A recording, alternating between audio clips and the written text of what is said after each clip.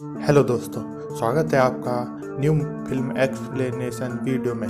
Film शुरू होती है और हमको एक परिवार दिखाया जाता है जिसमें एक आदमी जिसका नाम बीक होता है और उसकी बेटी जिसका नाम ट्रैक्सी और उसकी वाइफ जिसका नाम मलिंडा होता है। बीक मलिंडा के पास जाता है। मलिंडा नई ड्रेस पहनकर रेडी होती है और दोनों एक पार्टी में चले जाते हैं। पार्टी में मलिंडा अपने फ्रेंड जॉयल से मिलती है। बीक ये देखकर जेलस फील करता है। इसके बाद जॉयल और मलिंडा अलग जगह पर जाते हैं। बीक इन दोनों का पीछा करता है और देखता है कि दोनों एक दूसरे का चुम्मा ले रहे हैं। बीक को ये पता चल जाता है कि इन दोनों के बीच अफेयर चल रहा है। ये जानकर बीक का दिल टूट जाता है, लेकिन ये बात वह किसी को महसूस नहीं होने देता है। इसके बाद बीक जॉयल से मिलता है और जॉयल बीक से कहता है कि उसके और मलिंडा के बीच कुछ भी नहीं है, वो दोनों सिर्फ दोस्त हैं। बीक को पता होता है कि जॉयल झूठ बोल रहा है। बीक जॉयल से कहता है कि मलिंडा का पहले एक दोस्त था मार्टिन, जिसको मैंने मार दिया था।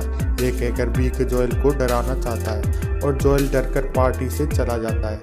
इसके बाद बीक और मलिंडा पार्टी से बाहर आते हैं और मलिंडा बीक से कहती है कि तुमने जॉयल से ऐसा क्या कह दिया कि वो पार्टी से चला गया।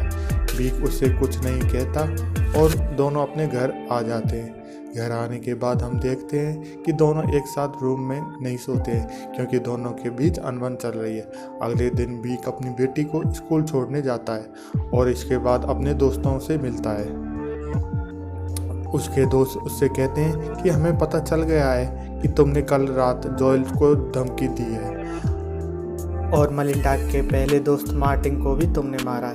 इसके बाद बीक दोस्तों से कहता है कि ये सब झूठ है, मैं तो जॉयल के साथ मजाक कर रहा था। इसके बाद बीक घर जाता है। घर पर मलिंडा बीक पर काफ़ी गुस्सा करती है क्योंकि मलिंडा को सब पता चल गया था कि उसने जॉयल को धमकी दी है। इसके बाद मलिंडा ये भी कहती है कि जॉयल फ्राइडे को डिनर पर घर आ रहा है और तुमको उससे सॉरी बोलना है। फ्राइडे को जॉयल घर पर आता है और सब डिनर करते हैं। डिनर करने के बाद मलिंडा बीक को उसकी बेटी के पास स्टोरी सुनाने के लिए भेजती है क्योंकि उसे जॉयल के साथ अकेले में समय बिताना है। बीक अपनी बेटी के रूम में जाता है और उसे स्टोरी सुनाने लगता है। स्टोरी सुनाकर जब वह बाहर आता है तो देखता है कि मलिंडा जॉयल के साथ इंटीमेट हो रही होती है। दोनों बीक को देखकर रुक जाते हैं। मलिंडा अपने रूम में सोने चली जाती है और जॉयल और बीक अकेले रह जाते हैं। जॉयल बीक से कहता है कि वह हमेशा के लिए मैक्सिको जाने वाला है। बीक जॉयल से दोबारा कहता है कि मैंने मार्टिन को सच में मारा था, मैं मजाक नहीं कर रहा था। यह सुनकर जॉयल काफ़ी डर जाता है और यहाँ से चले जाता है। अगले दिन हम देखते हैं कि मलिंडा और बीक अपने दोस्तों के साथ एक पार्टी में रहते हैं और बीक अपनी एक दोस्त कैली से डांस करने के लिए कहता है। कैली के साथ डांस करता है और इससे वह मलिंडा को जेलस फील करवाना चाहता है, जिसमें वो कामयाब भी होता है। पार्टी खत्म होने के बाद दोनों कार से घर जा रहे होते हैं। तभी मलिंडा बीक से ऐसे सवाल पूछती है जिससे हमको ये समझ आ जाता है कि वह सच में जेलस फील कर रही होती है। इसके बाद वह बीक को कार में ही ब्लो जॉब देती है और घर जाकर दोनों इंटीमेट होते हैं। अगले दिन दोनों अपनी बेटी के स्कूल जाते हैं और बीक को बैंक से कॉल आता है जिससे ये पता चलता है कि मलिंडा ने बैंक से पैसा निकाला है एक पियानो क्लास के लिए जिसका टीचर चार्ली होता है और उसको दिया है। बीक एक कन्फर्म करने के लिए उस रेस्टोरेंट में जाता है जहाँ चार्ली पियानो बजा रहा होता है। तभी यहाँ पर मलिंडा आ जाती है। बीक को पता चल जाता है कि चार्ली और मलिंडा का अफेयर चल रहा है। बीक को ये सब पता चल जाता है कि मलिंडा उसे धोखा दे रही है। वह एक लड़के को छोड़ रही है और दूसरे लड़के से अफेयर चलाने लगती जाती है। बीक अपने घर आ जाता है और न्यूज़ देखने लगता है जिसमें वह देखता है कि पुलिस को मार्टिन की डेड बॉडी मिली है। इससे ये तो पता चलता है कि बीक ने सच में मार्टिन को मारा है, वह झूठ नहीं बोल रहा था। इसके थोड़ी देर बाद मलिंडा घर पर आ जाती है और बीक से कहती है कि वो अपने एक दोस्त के साथ डिनर पर गई थी। वह यहाँ पर चार्ली के बारे में बोल रही है और वह ये भी कहती है कि मैंने और उसने बहुत कुछ किया है। ऐसा बोल कर वह बीक को जेलस फील कराना चाहती है, लेकिन बीक उसे मार्टिन के मौत के बारे में बताता है। जिसे सुनकर वह काफ़ी शौक हो जाती है।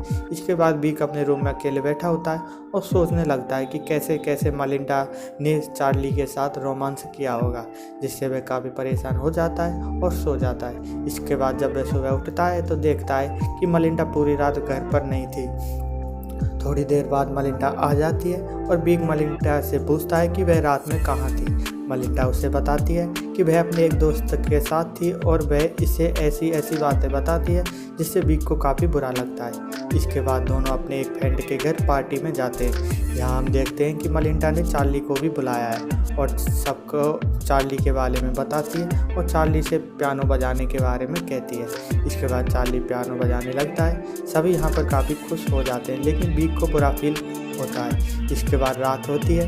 बीक घर में आता है और देखता है मलिंडा और चार्ली एक ही रूम से बाहर आते हैं। यह देखकर बीक को काफ़ी बुरा लगता है। इसके बाद सभी पूल में नहाते हैं और बीक देख रहा होता है कि मलिंडा और चार्ली के साथ काफ़ी इंजॉय कर रही होती है। यह देखकर बीक जलील फील करता है। थोड़ी देर बाद यहाँ बारिश शुरू हो जाती है और सभी घर के अंदर चले जाते हैं। सिर्फ पुल पर चार्ली और बीक ही रहते हैं और बीक चार्ली को मार देता है और घर के अंदर आता है और अपना हाथ जला लेता है। बारिश रुक जाने के बाद मलिंडा को चार्ली की डेड बॉडी पुल में मिलती है और वो चिल्लाने लगती है। सभी मिलकर बॉडी को पुल से बाहर निकालते हैं। इसके बाद यहाँ पुलिस आ जाती है जो सभी से सवाल करती है।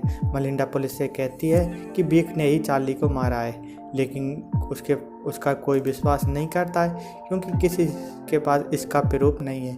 इसके बाद पुलिस बीक को अकेले में ले जाकर सवाल पूछती है, लेकिन बीक पुलिस को बताता है कि उसने चार्ली को नहीं मारा, बल्कि वह तो घर के अंदर खाना बना रहा था। इसके लिए वह प्रूफ में अपना जला हुआ हाथ दिखा देता है। पुलिस यहाँ से चली जाती है। इसके बाद बीक और मलिंडा कार में कहीं जा रहे होते हैं और दोनों में लड़ाई हो जाती है क्योंकि मलिंडा को पता था कि उसने ही चार्ली को मारा है। अगले दिन बीक जॉगिंग पर जाता है तो देखता है कि एक कार उसका पीछा कर रही होती है। इसके बाद वह अपनी बेटी को स्कूल छोड़ने के लिए आता है और यहाँ पर वो कैली से मिलता है। कैली उससे कहती है कि उसके पति डैन को लगता है कि तुमने ही चार्ली को मारा है और ये बात वह सबको बता रहा है। बीक डैन और कैली को अपने घर पर डिनर के लिए बुलाता है और वो लोग रात को बीक के घर आते हैं। बीक डैन को अलग लेकर जाता है और उससे कहता है कि तुमको लोगों से यह नहीं कहना चाहिए कि मैंने ही चार्ली को मारा है, क्योंकि मैंने चार्ली को नहीं मारा। बीक डैन को यह समझाता है। इसके बाद डैन और कैली यहाँ से चले जाते हैं। अगले दिन बीक रास्ते से जा रहा होता है और उस कार को देखता है जो उस दिन उसका पीछा कर रही थी। वह देखता है कि पास में एक होटल में उसकी पत्नी एक आदमी से बात कर रही होती है और वो कार भी उसी आदमी की थी। बीक उन दोनों के पास जाता है तो मलिंडा उससे बताती है कि ये एक डॉक्टर है। बीक उस आदमी से उसका कार्ड मांगता है, लेकिन वो आदमी कार्ड देने से मना कर देता है। बीक को समझ आ जाता है कि एक कोई डॉक्टर नहीं बल्कि एक जासूस है जो डैन के लिए काम कर रहा है। बीक अब डैन के घर पर जाता है और उसकी पत्नी कैली को बताता है कि तुम्हारे पति ने एक प्राइवेट जासूस को हायर किया है क्योंकि इससे लगता है कि मैंने ही चार्ली को मारा है। इसके बाद कैली डैन से लड़ती है। इसके बाद हमें पता चलता है कि डैन को ऐसा करने के लिए मलिंडा ने ही कहा था।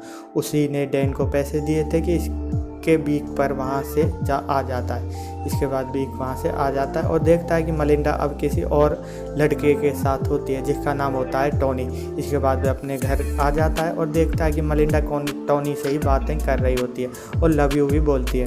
टोनी ये सब सुन रहा होता है और उसे काफ़ी बुरा लगता है। इसके बाद टोनी मलिंडा से मिलने आ जाता है। बीक ऐसा दिखाता है कि उसे उन दोनों के बारे में कुछ भी नहीं पता है। मलिंडा बीक को बताती है कि टोनी उसका दोस्त है। इसके बाद बीक सो जाता है और टोनी और मलिंडा एक रूम में जाते हैं। रूम में जाते टाइम बीक उन दोनों का पीछा करता है और देखता है कि मलिंडा और टोनी इंटीमेट हो रहे होते हैं।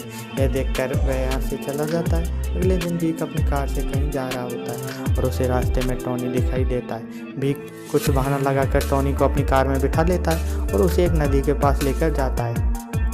यहाँ पर बीक टोनी के सिर पर पत्थर मारता है जिससे टोनी नीचे गिर जाता है और मर जाता है। अब बीक उसकी बॉडी को पानी में डुबा देता है और इसके बाद वह अपने घर आ जाता है। घर पर मलिंडा टोनी को फ़ोन कर रही होती है क्योंकि उसे पता नहीं होता है कि वह मर गया है। अगले दिन मलिंडा बीक से उसी जगह घूमने जाने के लिए कहती है जहाँ उसने टोनी को मारा था।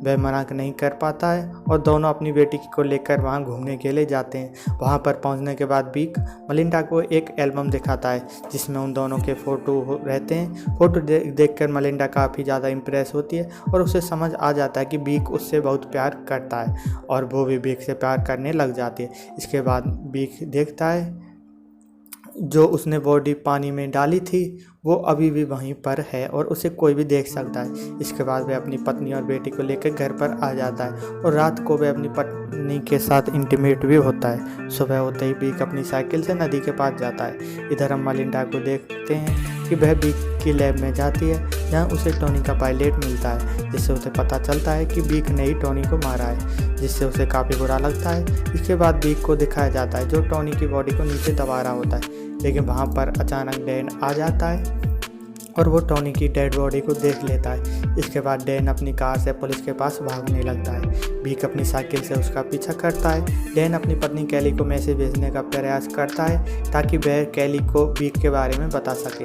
लेकिन इससे पहले उसका एक्सीडेंट हो जाता है और वह नदी में गिर जाता है, जिससे उसकी मौत हो जाती है। इसके बाद बीक अपने घर आ जाता है। मलिंडा को बीक की सच्चाई पताती होती है, मगर वह इसे नज़रअंदाज करती है क्योंकि वह बीक से प्यार करने लग जाती है और उसे जो टोनी का पायलट मिला था उसे वो जला देती है और यहीं पर फिल्म एंड हो जाती है।